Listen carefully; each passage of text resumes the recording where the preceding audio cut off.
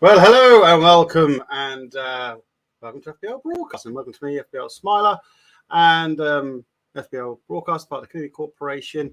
And we hope you're enjoying this COP26 sort of update, hey, let's just push out the message from Ed. Now, we had an interesting day yesterday with, they had a day off, which was nice. Didn't know about that. Kind of found out in the last minute sort of thing, which was, do you know what they needed? There's a lot of work that they're doing there, Ed and his team, scientists warning Europe, and all the other scientists. They are actually all talking. You know, I had some, like I said before, interesting conversations, but none as much as the Barack Obama yesterday. Who was he yesterday? Yesterday. Who was they couldn't get tickets to get in there. I say tickets, they couldn't get entry because it was obviously packed. The mainstream media gets everything to obviously get in there, but it would have been great for them and some of the other scientists to actually have a chat with Barack Obama, but unfortunately it didn't happen. So as always, they're pushing hard, getting scientists to sign to the pledge, to everything. If you've got any questions, let us know in the comments. Again, don't also forget to follow us on all our other channels, by the way, because I always forget to whack that in, because to me it doesn't seem that important, but it actually is, because we kind of need you to follow us so that you can keep updated. For instance, on Twitter, you can find us on FBL Broadcasting, you can find us on Instagram. Not that I'm updating that, I am updating it, but I'm not doing any live stuff, but that will be coming soon. I will be doing a lot more where, you know, go live on there and you can chat to me and find out what I'm up to, especially behind the scenes in certain places. And it would have been good to do it in COP26, even though there was logistics of doing that were quite. I need to get a better rig, as they say. No funny comments. Anyway, let me know how you're taking on this COP26. There's been quite a few things going on in there. I haven't been keeping up totally with everything because I've been working on some other things. But what is interesting was the last press conference they had, that Ed had, or Scientists Warning Europe had, which is in regards to Seaspiracy.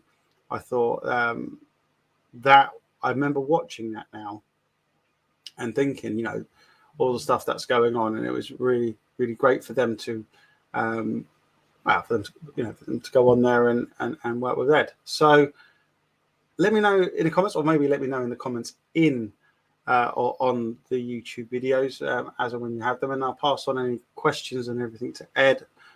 He is really busy, and the team are really busy. Big shout out to Will there, who looked after me when I was there, made sure that I was updated with what was going on, even though I've kind of, come back now. So it's, you know, trying to lock him down sometimes and getting information, but he has been supplying me quite a lot of stuff.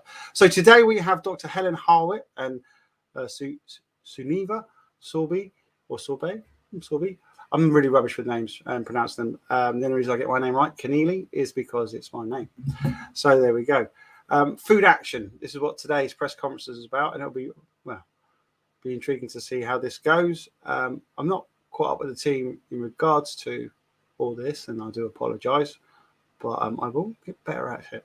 But hopefully later on in the week, or maybe next week, early next week, we'll have a chat with Ed and his team, and get Ed on and tell us how he got on with the conference. Because being there for 3 days, I got to see a lot. I got to see what was actually going on there, and you know, saw some celebrities. Was going to try and get interviews. Was too busy sorting stuff out for Scientists Warning. But there was, you know, I see Ed and his team and how they work and communicate with other scientists and what they're trying to achieve, and it's quite amazing with the sign-ups. And I found it very hard to find a scientist who wouldn't sign up to what they were saying and what they were presenting. So it was really good to see. So like I say, in the comments, again, I keep on forgetting to click on the comments as we wait for the live stream that I find. Do you know, I was on another PC earlier and yesterday trying to find it without sending a link from my software, which is, you know, make things easier, so to speak. It's already found it all. And it was very hard. It takes you off in different places when you put search criteria in Google, which is interesting because you'd expect it to be easy. Or maybe you find things a little bit different. Maybe you've had no problem and you watched the live stream, or you're watching other stuff at COP26 And let me know if you are looking at other stuff at COP26. That'd be quite interesting to see what you're looking at and what other press conferences you're interested in, because there is different things going on in this conference where I mean, so many different action groups, so many organizations, NGOs as they call them, was it non-something organizations, non-government organizations, I think that's what it is. Let me know. Oh, it's getting ready to go live, people. So I'm just going to bring it up, sort it out. Here we go. They are there. There was Will who just walked away there. You can see Ed's there, and we've obviously got the other two there as well. So we're getting ready. And yeah, we're soon to be live. Well, we are live. Just soon for them to all start. So grab your tea, grab your coffee, get your popcorn. It's not like that really, is it? It's not really a movie, but this is a press conference on food action. So it'll be quite intriguing to see. I'm just trying to see who is Ed talking to. I can't make out who that is.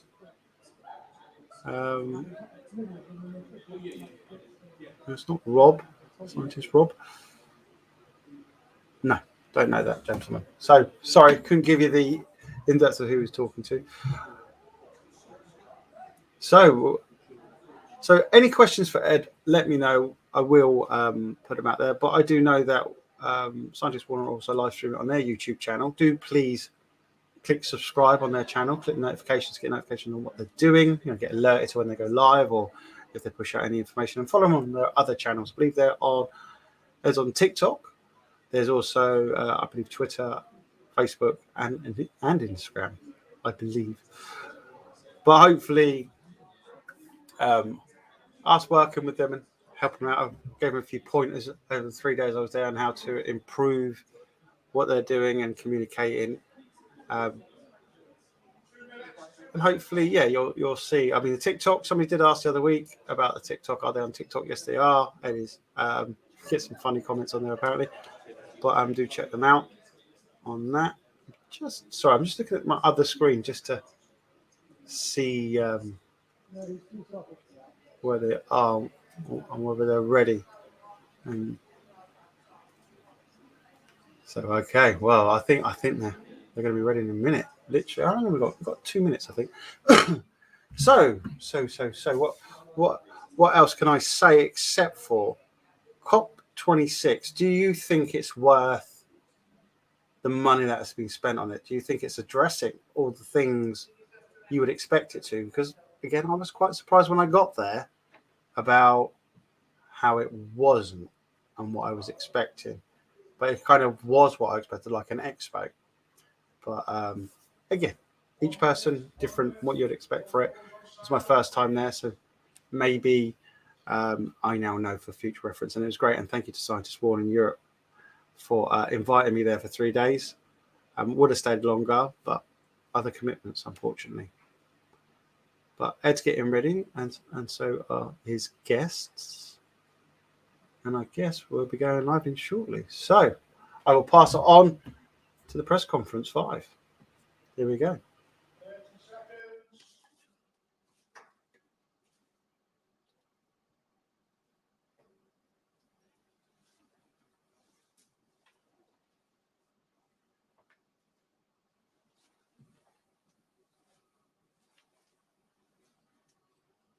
Seconds. 5, 4, 3, 2.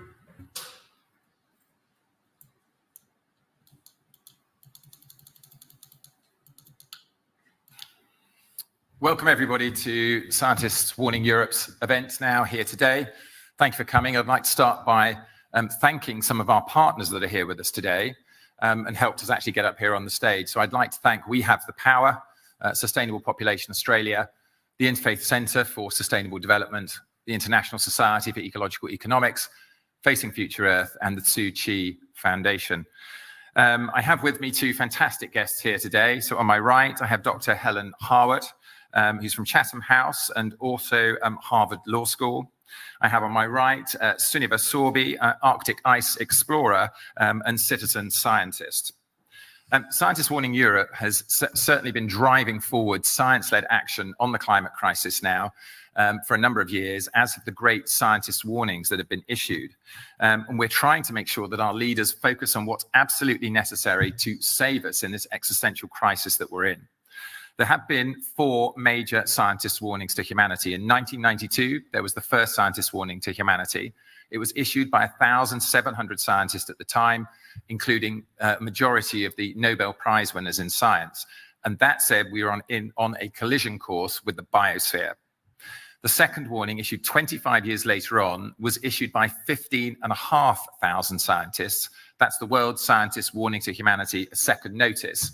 And that said that the first scientists had got it right, that we completely ignored them, that it was more urgent now, and we had to take even more action.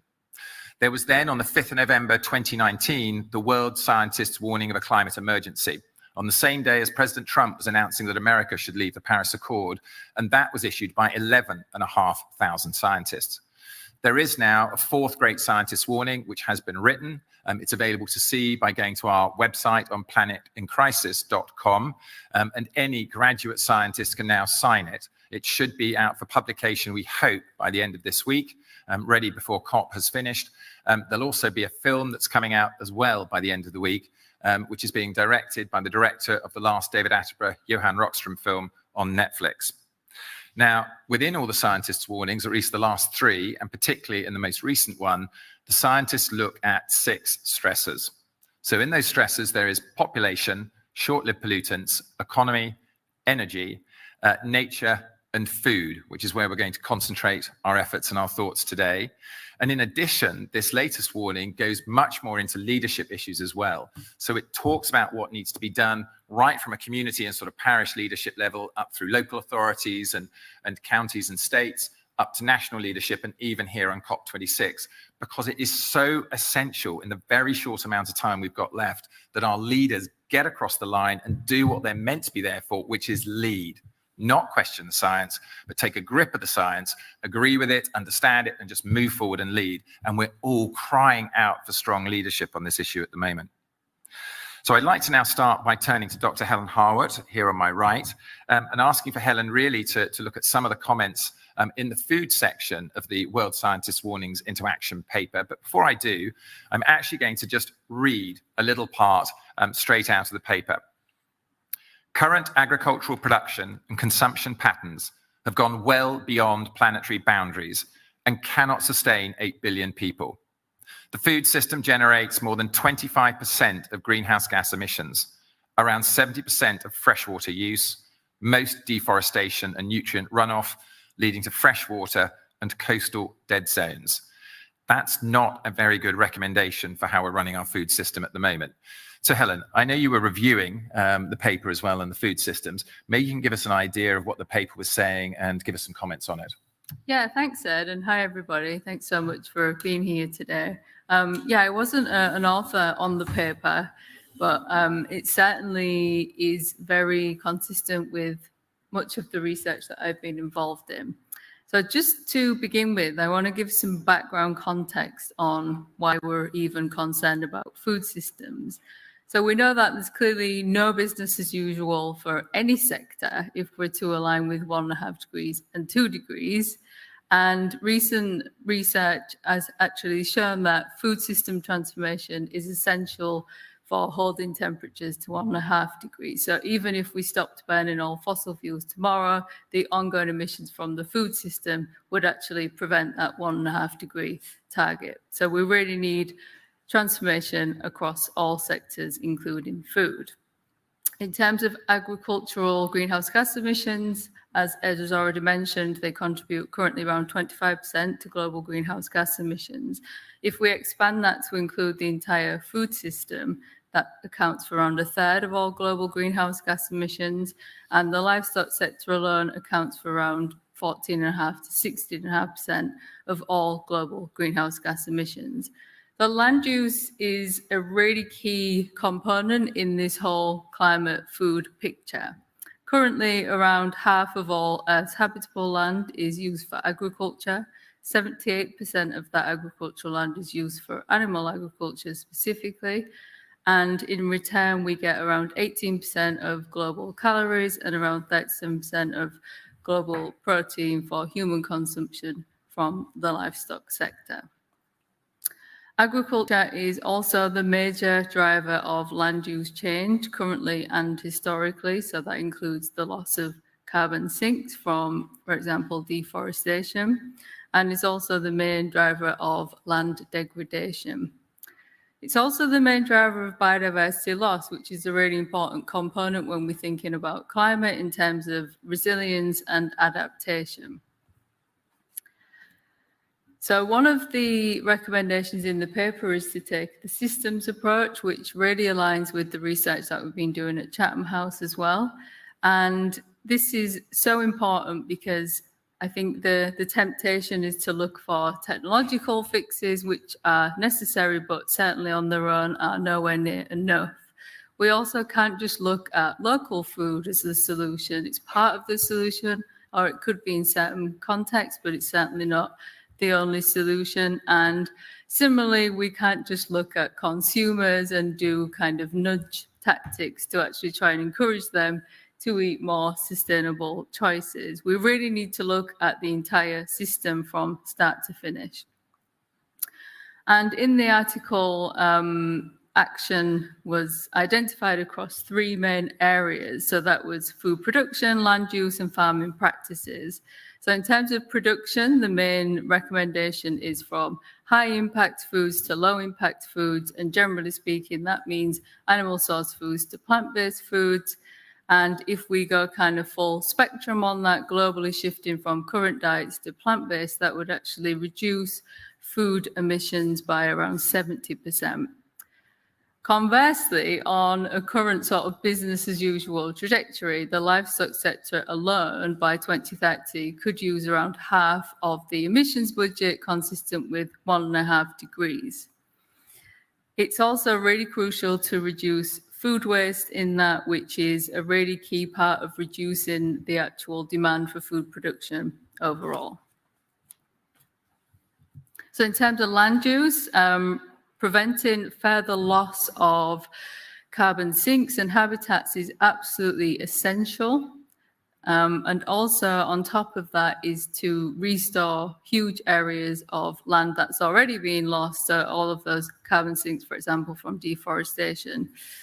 In terms of farming, we really need to reduce the impact of farming practices, and that includes things such as closed loop or circular agricultural production to reduce resource requirements. And again, technology does play a role in that as well, and also to reduce land degradation through agriculture. And just finally, the shift in production part is really the key sort of enabling factor to all of those three levers. So it's from shifting the high impact to the low impact foods where we actually free up land and we take the pressure off land being converted. So for example, further deforestation for agricultural land, and actually enable some of that spared land to be restored back to its native habitat and restore that carbon sink, but also to enable more space for nature-friendly farming. So for example, organic food production takes up more space than conventional food production.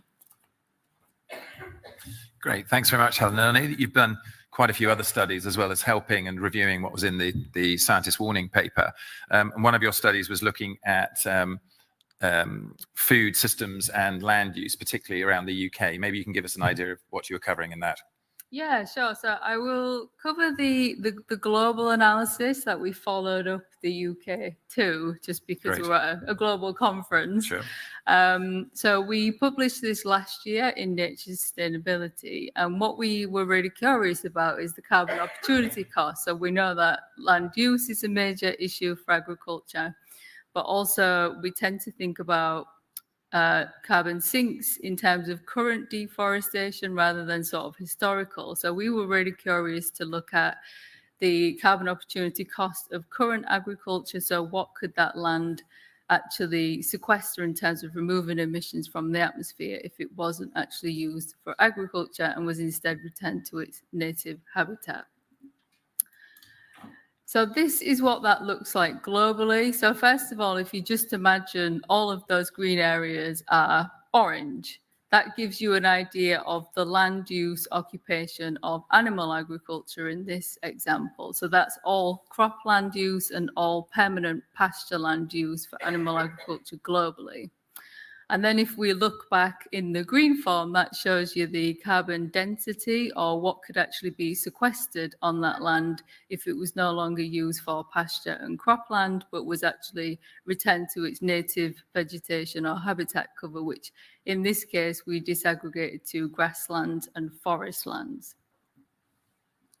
So you can see that even areas like Ireland, for example, could be much, much greener than they currently are if that land was restored to its native vegetation cover. In that example as well, around 72% of those green areas were actually pasture and the rest was cropland. So one of the really interesting things that came out of this, and I think is really relevant when we're looking at where we take action and who's really leading on that, and particularly relevant to this restoration piece, which we tend to think is more about kind of tropical or low-income country areas, but actually our results showed that most of the potential for restoring these carbon sinks was actually in high and upper middle income countries. So combined, that was around 70% of that restoration or carbon sequestration potential from basically switching that land use back over. And I think that's really significant to bear in mind when we're looking at where that leadership could come from on these issues. So in high income countries, around half of that restoration was between pasture and cropland, and in upper middle income countries, about 70% of that restoration would be from pasture land to forest. So in the final example, I just want to demonstrate some of the dietary scenarios that we looked at, linking back to some of the previous comments I made. So in that first bar there, which is actually an increase in emissions, that's business as usual food production up to 2050. And we can see that would actually result in a net carbon emission to the atmosphere. So we're actually seeing more emissions under business as usual.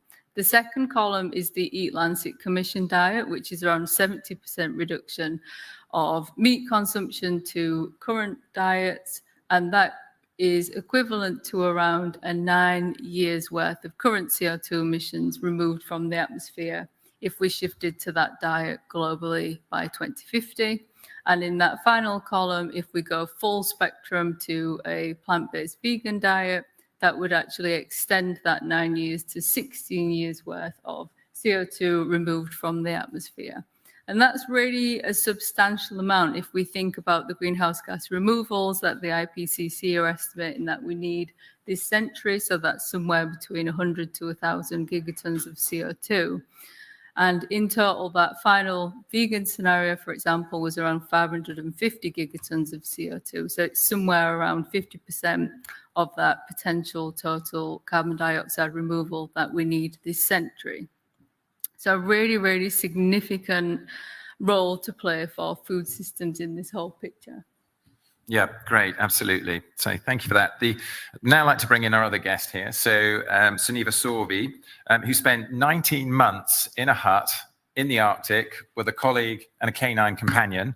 And we're really asking Sunniva to come here today to have a look at some of the issues there maybe related to nutrition. What was it like getting the right food and water for you all out there in the Arctic, and maybe some other anecdotes, and maybe about 5 minutes on your experience in the Arctic. Absolutely, and thank you very much, everybody, for being here today. I am, as mentioned, Sunniva Sorby, and I'm a co-founder of a project called Hearts in the Ice.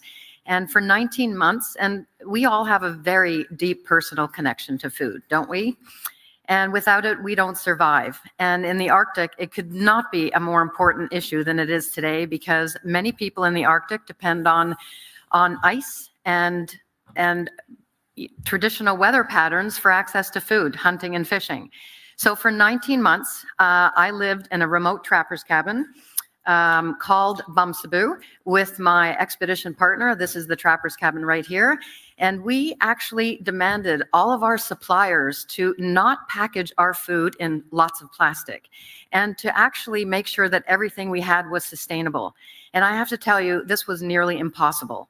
So before we left for Bumsaboo, Hilde, who is here, and myself made sure we brought sustainably caught food. So there was sustainably caught salmon and cod before we left. In addition, because we were up in Svalbard, it is legal to hunt there for reindeer, Svalbard reindeer, a very lean, grass-fed reindeer. And so hunted a reindeer before we left, and we were able to actually eat that during our expedition. Food was absolutely a priority for us because we had no access to a resupply for the entire 9 months, the first 9 months that we were there.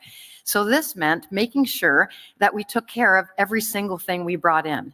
And that meant not throwing anything away. So food waste was actually impossible. And this is something that is a really strong message that I'd like to share out there is we Westerners waste way too much food. We have access to a lot of food and we waste a lot of it. And many countries have no opportunity to actually even access the kind of food we do. So we saved our food down to the single last limp little carrot. And we treasured that little carrot and we celebrated it and we blessed it and had a really nice meal around all of that. And I will advance that just one little thing here. We brought in all of our food for 9 months, as I mentioned. And we had to rotate it. And we learned lessons from the early trappers up in Svalbard. And that meant making sure that you take care of what you have. We had no refrigerator, so we had to make sure we rotated all of our eggs. And we learned from Helfrid Neis, who rotated eggs to make sure, the yolk doesn't stick to the eggshell. And our eggs lasted 7 months. And so never trust the labels that are written on the best buy date on your food. We have to calibrate what that represents. I'll end with a little story about our 4-year-old furry friend up here, Etra, who on the week before we were leaving Bumsaboo, we heard a bark. And the only time we hear her bark is when there's a polar bear outside. We had 100 polar bear encounters, and we open up the door, and the polar bear is there eating Etra's food. Not a good thing. So we had to scare the polar bear away, and we were able to save the last little morsels for our 4-legged friends. So we must covet and safely secure and rotate and store and not waste food, because that is something that few people have access to that we do. Right. Absolutely. Yes. Thank you for that. So Helen, just as a comment, we had very recently the director of Seaspiracy with us, actually talking about fish and talking about he'd been criticized online by a certain number of people saying that he couldn't be saying to everybody, stop eating fish, because there were some communities that depended on it, so around the world. I just wonder, in terms of when we're talking about stopping eating meat, which we know is a great way to reduce carbon emissions, as well as quite a number of other environmental impacts, is there some communities around the world where that wouldn't be possible, and it would be almost like required that they would keep eating meat? Well, I think just physiologically, there's no requirement for animal products. But in terms of practicality, the way that some systems are currently set up, there is some dependency in certain places. So I think, again, it's more about transitioning or developing those systems in a way that actually aligns with planetary health goals. Rather than seeing anything as a kind of concrete barrier, actually aligning that with the planetary health goals, I think, is the key thing. But in terms of consumption, obviously, high-income countries are really the huge kind of hotspot in terms of animal product consumption, for example. So if we're looking at reductions, then really the onus is on high-income and now more middle-income countries to actually shift that consumption. Absolutely. And if we're looking in those countries, what about advice we should be giving both to individuals, but also taking into account that the paper was looking at leaders at different levels of action, and particularly now going down at the more grassroots levels, so community leaders, parish leaders, or smaller town leaders. What can the individuals and leaders at that community level do in relation to this? Yeah, well, I think there's a lot. But I mean, first of all, I just want to say that we absolutely need action at the national level. So we can't just sort of pass this over to communities or kind of subnational actors. We really need the national level action, because that's where we really could see substantial changes like subsidy restructuring and different incentive schemes being implemented. And when we think about transitioning, we really need that kind of alternative livelihood piece in there to come at the national level, and also for dietary guidelines as well to really align with the sustainability aspect of food systems. So there's a huge role for national, but you're absolutely right, there is roles for subnational as well. And I think one of the really promising things is around sustainable procurement. So if we think about sustainable procurement targets, whether that's in schools, hospitals, other kind of local council facilities, I think there's a huge potential. And one recent example is Oslo City, where they've set a really ambitious and near-term target for meat reduction. So they're going for a 50% reduction by 2023. And a 50% reduction in food waste by 2030. So that's just one example of a really kind of progressive, but aligning with what the action that's needed, really. They shouldn't be standing out as a sort of, they're really ahead of the curve. This is just the kind of action that is needed. So that's one example. And I think when we think about the land use change, there's probably things that can be done at the local level as well, depending on who has the sort of jurisdiction over land use in certain areas. And I guess that's going to vary by country and even probably by local councils in the UK as well. But there's also quite a lot that individuals can do. And again, this isn't to say that we just focus on individuals, but as everyone kind of having a role, we can purchase products that align with planetary health goals, and in doing that send important signals to the market to actually help to shift production from that side as well. And also the obvious one is to contact our political representatives, which you will know far more about than me. Certainly, yeah, sure. Now, maybe comment on that in another session, I should think, actually.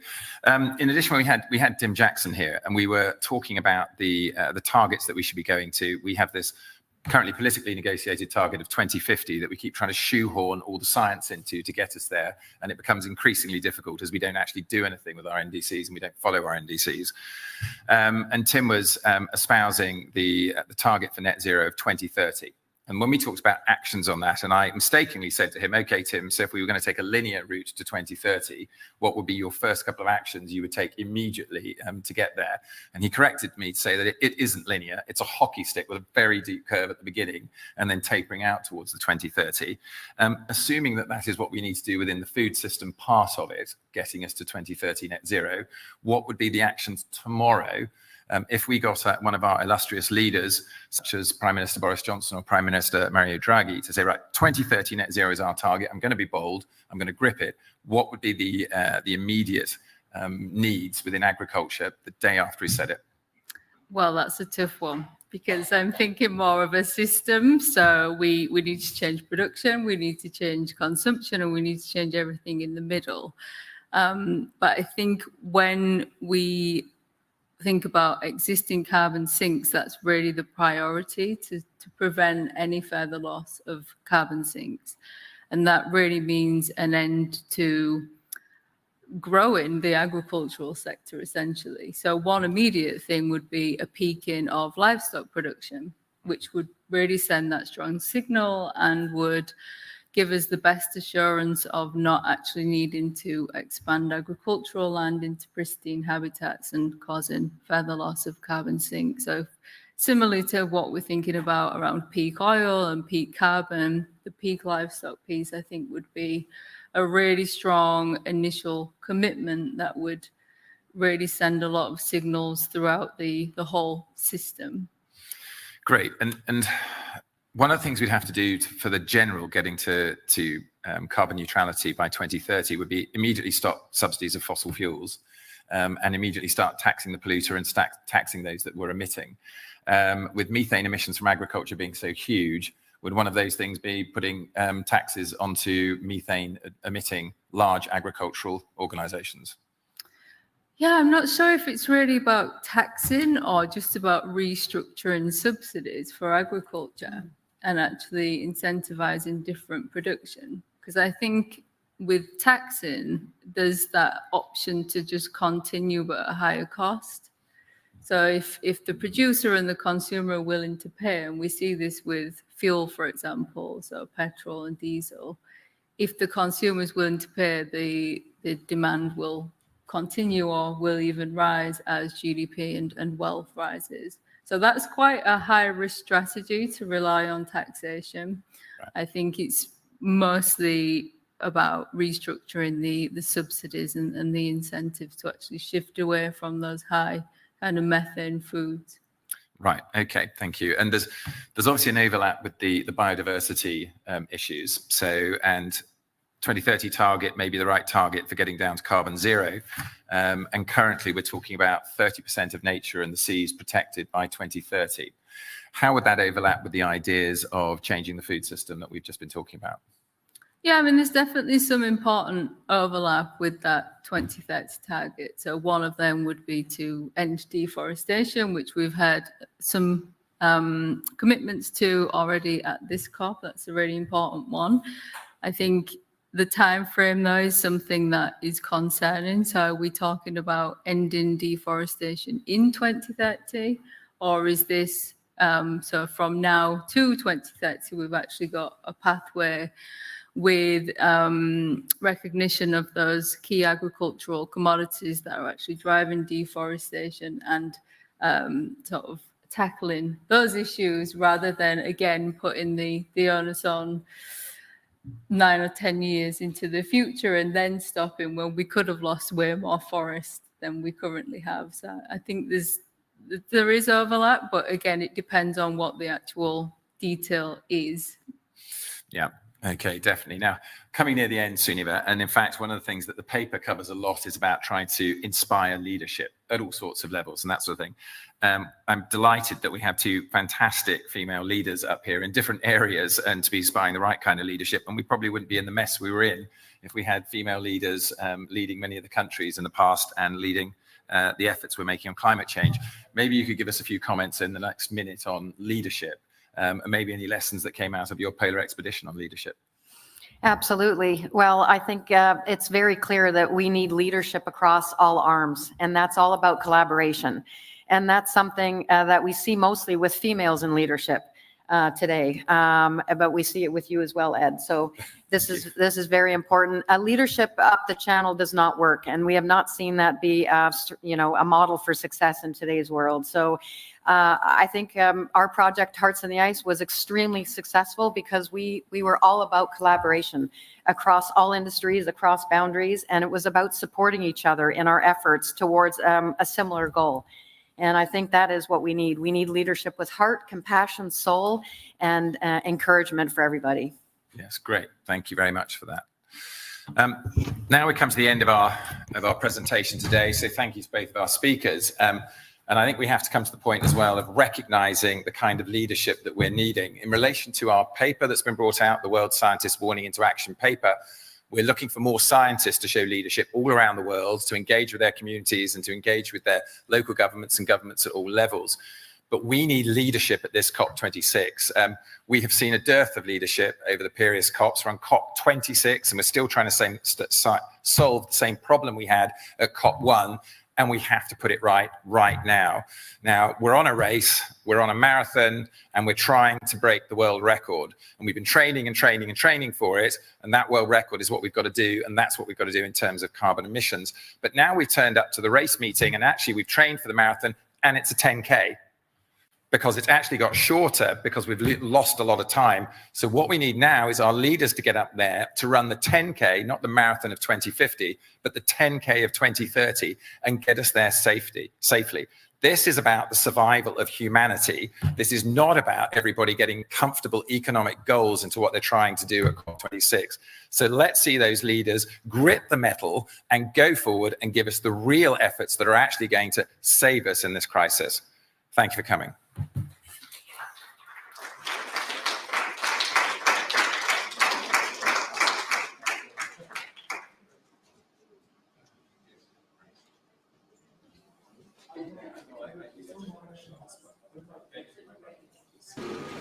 Well, there we go.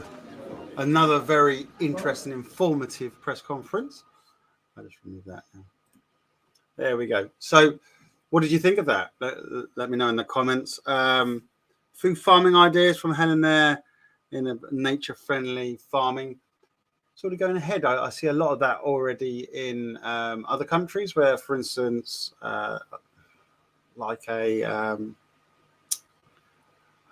container, and inside that container there's loads of veg. I think in Japan, where, for instance, you just go in, take what you want, and then it automatically logs what you take. This is actually growing in this container. It's got all the light and the pods and everything to make sure you've got all its nutrients and it's fed water and everything, all the plants are. So it's actually grown there, which is quite an amazing idea. So that's good. So bring more of that in. Obviously, the reduction in meat farming is a big one there. And Sunniva with her hearts in the ice. How interesting was that? Hardly able to get no plastic packaging, but virtually nearly impossible. And she brought up quite a good, interesting thing now. My seat's sinking. Because I'm going to get smaller, smaller, smaller. We waste so much food, and this is so true. We do. I mean, from food that's been wasted. Even though there's some ideas that go out there and action groups that work with supermarkets and stuff, but to help stop wasting food. But it's an interesting one. When we look at this, like how much we waste, that's a big point. It is a big point that we need to think about. So look at what you do. And what was interesting was the flipping of the eggs. And she had eggs lasted for 7 months. So don't trust what it says on the tin. And let me just put my my chair is sinking. Not I'm getting smaller, but it is sinking.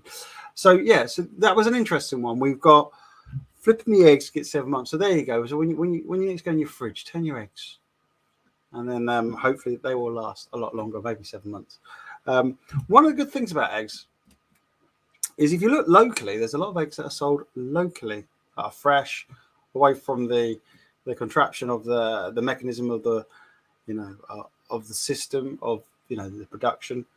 And I think they're probably better, probably more organic as well in what the birds may eat and stuff, or what the chickens may eat. So yeah, have a look round schools. There's a couple of schools around near me that sell eggs. Obviously they just get given eggs from certain farmers or people who just have chickens and they've got an excess of eggs and they give them in. So it's interesting how the food agencies don't like that.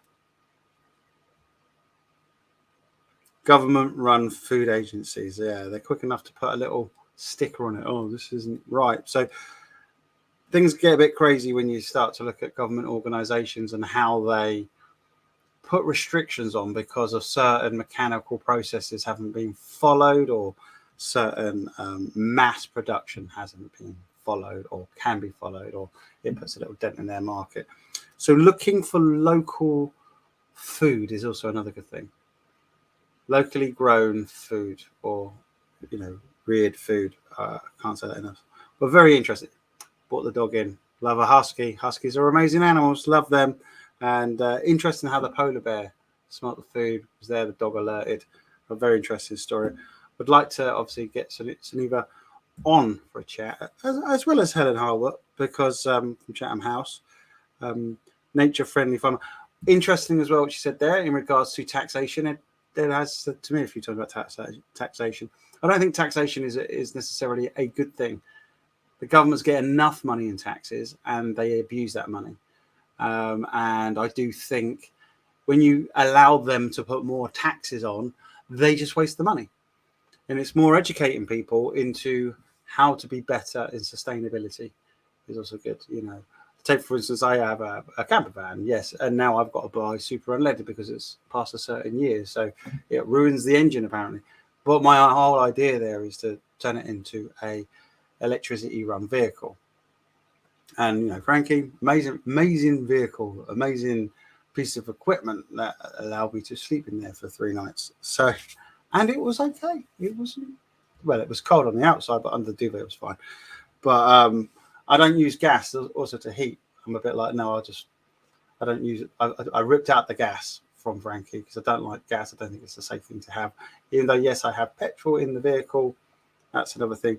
Hopefully that'll change. And once I get all the electrical sort of system sorted out, it'll be quite interesting. But it's going to cost thousands, absolute thousands to do that sort of job.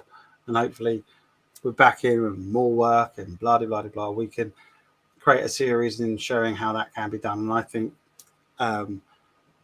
idea of small cars is cool, but I think, you know, bigger cars that the family can actually more relax in and reuse that vehicle. For instance, you know, many people, you know, you get in your car, you drive to where you're, and that's what you do.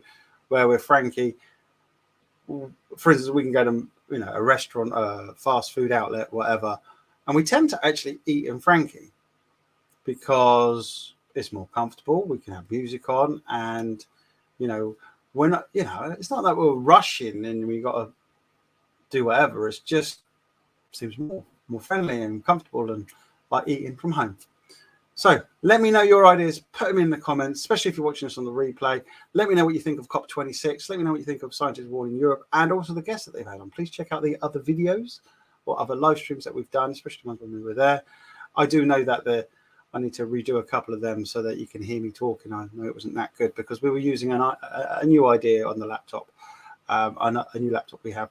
So apologies for that. For those first two press conferences. I will also sort out press conference number 3 as well. So again, thanks for watching. Do let us know in the comments. Don't forget to follow us on Instagram, Twitter, obviously YouTube, subscribe, and Facebook. And you know, let us know your questions and follow all the other stuff we do as well. Thanks very much for watching, and we look forward to seeing you on the next stream.